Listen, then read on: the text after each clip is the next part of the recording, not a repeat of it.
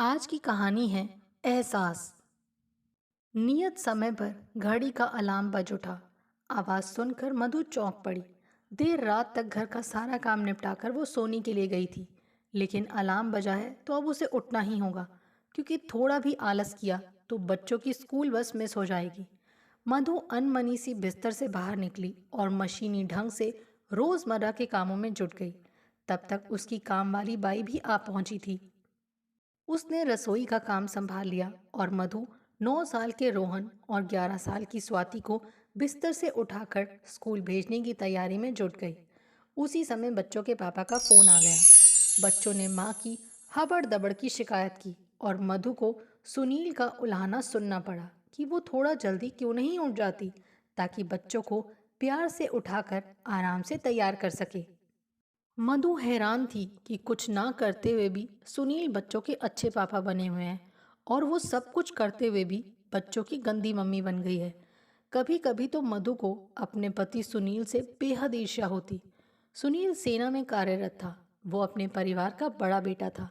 पिता की मौत के बाद माँ और 4 छोटे भाई बहनों की पूरी जिम्मेदारी उसी के कंधों पर थी। चूंकि सुनील का सारा परिवार दूसरे शहर में रहता था, अतः छुट्टी मिलने पर उसका ज़्यादातर समय और पैसा उनकी ज़रूरत पूरा करने में ही जाता था। ऐसे में मधु अपनी नौकरी छोड़ने की बात सोच भी नहीं सकती थी। सुबह से रात तक की भागदौड़ में पिसती मधु अपने इस जीवन से कभी कभी बुरी तरह खिंच उठती, पर बच्चों की जिद और उनकी अनंत मांगें उसके धैर्य की परीक्षा लेती रहती। दिन भर ऑफिस में कड़ी मेहनत के बाद शाम को बच्चों को स्कूल से लाना, फिर बाजार के तमाम ज़रूरी काम निपटाते हुए घर लौटना और शाम का नाश्ता, रात का खाना बनाते बनाते बच्चों को होमवर्क कराना। इसके बाद भी कहीं किसी बच्चे के नंबर कम आए तो सुनील उसे दुनिया भर की जली कटी सुनाता। सुनील के कहे शब्द मधु के कानों में लावा बनकर दहकते रहे। मधु को लगता कि वो एक ऐसी असहाय मकड़ी है जो स्वयं अपने ही बुने ताने बाने में बुरी तरह उलझकर रह गई है। ऐसे में वो खुद को बहुत ही असहाय पाती। उसे लगता जैसे उसके हाथ पांव शिथिल होते जा रहे हैं और सांस लेने में भी उसे कठिनाई हो रही है। पर अपने बच्चों की पुकार पर वो जैसे तैसे स्वयं को समेट फिर से उठ खड़ी होती। बच्चों को तैयार कर मधु जब तक उन्हें लेकर बस स्टॉप पहुंची, स्कूल बस जाने को तैयार खड़ी थी। बच्चों को बस में बिठाकर उसने राहत की सांस ली और तेज कदम बढ़ाती वापस घर आ पहुंची।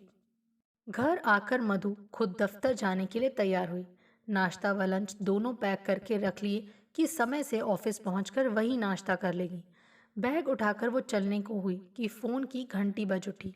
फ़ोन पर सुनील की माँ थी, जो आज के दिन को खास बताती हुई उसे याद से गाय के लिए आटे का पेड़ा ले जाने का निर्देश दे रही थी।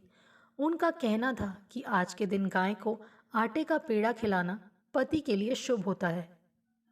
तुम दफ्तर जाते समय रास्ते में किसी गाय को आटे का बना पेड़ा खिला देना। फोन रखकर मधु ने फ्रिज खोला, डोंगे में से आटा निकाला और उसका पेड़ा बनाकर कागज में लपेटकर साथ ले लिया। उसे पता था कि अगर सुनील को एक छींक भी आ गई तो उसकी सास उसका जीना दूभर कर देगी। घर को ताला लगा मधु गाड़ी स्टार्ट कर दफ्तर के लिए चल दी। घर से दफ्तर की दूरी कुल 7 किलोमीटर थी, पर सड़क पर भीड़ के चलते ऑफिस पहुंचने में 1 घंटा लगता था। रास्ते में गाय मिलने की संभावना भी थी, इसीलिए उसने आटे का पेड़ा अपने पास ही रख लिया था। गाड़ी चलाते समय मधु की नज़रें सड़क पर टिकी थी, पर उसका दिमाग ऑफिस के बारे में सोच रहा था। ऑफिस में अक्सर बॉस को उससे शिकायत रहती कि चाहे कितना भी ज़रूरी काम क्यों ना हो, ना तो वो कभी शाम को देर तक रुक पाती है और ना ही कभी छुट्टी के दिन आ पाती है। इसीलिए वो कभी भी अपने बॉस की गुड लिस्ट में नहीं रही। तारीफ के हकदार हमेशा उसके सहयोगी ही रहते हैं, फिर भले ही वो ऑफिस टाइम में कितनी ही मेहनत क्यों ना कर ले। मधु पूरी रफ्तार से गाड़ी दौड़ा रही थी कि अचानक उसके आगे वाली 3-4 गाड़ियां जोर से ब्रेक लगने की आवाज़ के साथ एक दूसरे में भिड़ती हुई रुक गईं। उसने भी अपनी गाड़ी को झटके से ब्रेक लगाए तो अगली गाड़ी से टक्कर होते होते बची। उसका दिल जोर से धड़क उठा। मधु ने गाड़ी से बाहर नजर दौड़ाई तो आगे 3-4 गाड़ियां एक दूसरे से भिड़ी पड़ी थी। वहीं गाड़ियों के एक तरफ एक मोटरसाइकिल उलट गई थी और उसका चालक एक तरफ खड़ा बड़ी मुश्किल से अपना हेलमेट उतार रहा था। हेलमेट उतारने के बाद मधु ने जब उसका चेहरा देखा तो दहशत से पीली पड़ गई। सारा चेहरा खून से लथपथ था। सड़क के बीचों बीच दो गायें इस हादसे से बेखबर खड़ी, सड़क पर बिखरा सारा सामान खाने में जुटी थी। जैसे ही गाड़ियों के चालकों ने मोटरसाइकिल चालक की ऐसी दुर्दशा देखी, उन्होंने अपनी गाड़ियों के नुकसान की परवाह न करते हुए ऐसे रफ्तार पकड़ी कि जैसे उनके पीछे पुलिस लगी हो। मधु की समझ में नहीं आ रहा था कि वो क्या करे। आज एक बेहद ज़रूरी मीटिंग थी और बॉस ने खास तर उससे लेट ना होने की हिदायत दी थी। लेकिन अब जो स्थिति थी उसके सामने, उसमें उसका दिल युवक को यूं छोड़कर आगे बढ़ जाने को तैयार नहीं था। मधु ने अपनी गाड़ी सड़क के किनारे लगाई और उस घायल व्यक्ति के पास जा पहुंची।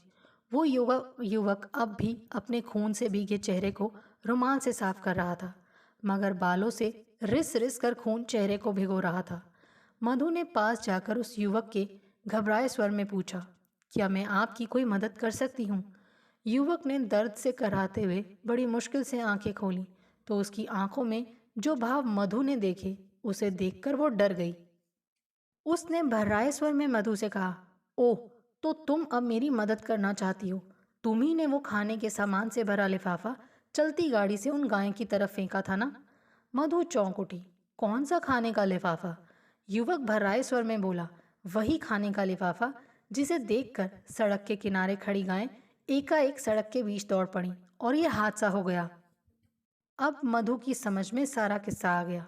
तेज गति से सड़क पर जाते वाहनों के आगे एकाएक गायों का यूं भाग कर आना, वाहनों का अपनी रफ्तार पर काबू पाने के असफल प्रयास में एक दूसरे से भिड़ना और किन्हीं दो कारों के बीच फंस कर उलट गई मोटरसाइकिल के इस सवार का इस कदर घायल होना। ये सब समझ में आने के साथ ही मधु को ये एहसास भी हुआ कि वो युवक उसे ही इस हादसे का जिम्मेदार समझ रहा है। वो इस बात से अनजान है कि मधु की गाड़ी तो सबसे पीछे थी। मधु का सर्वांग भय से कांप उठा। फिर भी अपने भय पर काबू पाते हुए वो उस युवक से बोली, देखिए, आप गलत समझ रहे हैं। मैं तो अपनी। वो युवक दर्द से कराहते हुए जोर से चिल्लाया, गलत मैं नहीं, तुम हो तुम। ये कोई तरीका है गाय को खिलाने का? इतना कहकर युवक ने अपनी खून से भीगी कमीज की जेब से अपना सेल फोन निकाला। मधु को लगा कि शायद वो पुलिस को बुलाने की फिराक में है। उसकी आंखों के आगे अपने बॉस का चेहरा घूम गया, जिसे उससे किसी तरह की मदद की उम्मीद नहीं थी।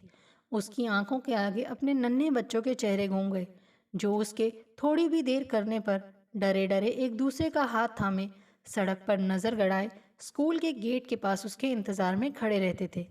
मधु ने हथियार डाल दिए।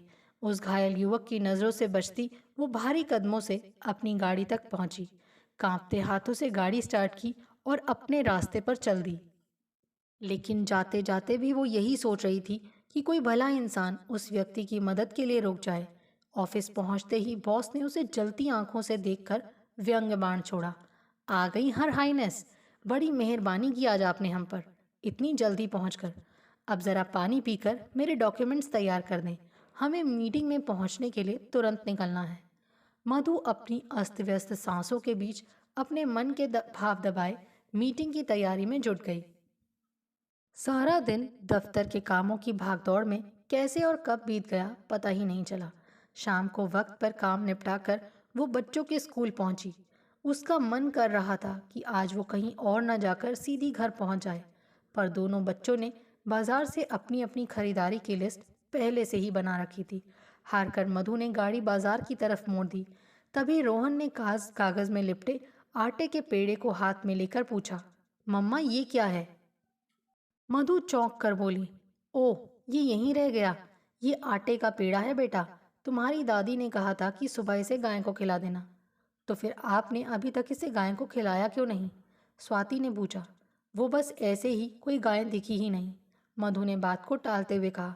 तभी गाड़ी एक स्पीड ब्रेकर से टकराकर जोर से उछल गई तो रोहन चिल्लाया, मम्मा क्या कर रही हैं आप? मम्मा गाड़ी ध्यान से चलाइए, स्वाति बोली। सॉरी बेटा। मधु के स्वर में बेबसी थी। वो चौकन्नी होकर गाड़ी चलाने लगी। बाजार का सारा काम निपटाने के बाद उसने बच्चों के लिए बर्गर पैक करवा लिए। घर जाकर खाना बनाने की हिम्मत उसमें नहीं बची थी। घर पहुंचकर उसने बच्चों को नहाने के लिए भेजा और खुद सुबह की तैयारी में जुट गई। बच्चों को खिला पिलाकर मधु ने उनका होमवर्क जैसे तैसे पूरा करवाया और फिर खुद दर्द की एक गोली और एक कप गर्म दूध लेकर बिस्तर पर निढाल होकर गिर पड़ी तो उसका सारा बदन दर्द से टूट रहा था और आंखें आंसुओं से तरबतर थी। रोहन और स्वाति अपनी माँ का ये हाल देखकर दंग रह गए। ऐसे तो उन्होंने पहले कभी अपनी माँ को नहीं देखा था। दोनों बच्चे माँ के पास सिमट आए। मम्मा क्या हुआ, आप रो क्यों रही हैं? रोहन बोला, मम्मा क्या बात हुई, आप मुझे नहीं बताओगे? स्वाति ने पूछा। मधु को लगा कि कोई तो उसका अपना है जिससे वो अपने मन की बात कह सकती है। अपनी सिसकियों पर जैसे तैसे नियंत्रण कर उसने रूंधे कंठ से बच्चों को सुबह की दुर्घटना के बारे में संक्षेप में बता दिया। कितनी बेवकूफ़ औरत थी वो, उसे गाय को ऐसे खिलाना चाहिए था क्या? रोहन बोला। हो सकता है बेटा, उसे भी उसकी सास ने ऐसा करने को कहा हो जैसा तुम्हारी दादी ने मुझसे कहा था। मधु ने फीकी हंसी के साथ कहा। वो बच्चों का मन उस घटना की गंभीरता से हटाना चाहती थी ताकि जिस डर और दहशत से वो स्वयं अभी तक कांप रही है उसका असर बच्चों के मासूम मन पर न पड़े। मम्मा, आप उस आदमी को ऐसी हालत में छोड़कर कैसे चली गईं? आप कम से कम उसे अस्पताल तो पहुंचा देती, फिर ऑफिस चली जाती। रोहन के स्वर में हैरानी थी। बेटा, मैं अकेली औरत भला क्या करती? दूसरा कोई तो रुक तक नहीं रहा था। मधु ने अपनी सफाई देनी चाहिए। क्या मम्मा, वैसे तो आप मुझे आदमी औरत की बराबरी की बातें समझाते नहीं थकती, लेकिन जब कुछ करने की बात आई तो आप अपने को औरत होने की दुहाई देने लगीं। आपकी इस लापरवाही से क्या पता अब तक वो युवक मर भी गया हो, स्वाति ने कहा। अब मधु को एहसास हो चला था कि उसकी बेटी बड़ी हो गई है। मम्मा, आज की इस घटना को भूलकर प्लीज आप अब लाइट बंद कीजिए और सो जाइए, सुबह जल्दी उठना है। स्वाति ने कहा तो मधु हड़बड़ाकर उठ बैठी और कमरे की बत्ती बंद कर खुद बाथरूम में मुंह धोने चली गई। दोनों बच्चे अपने अपने बेड पर सो गए।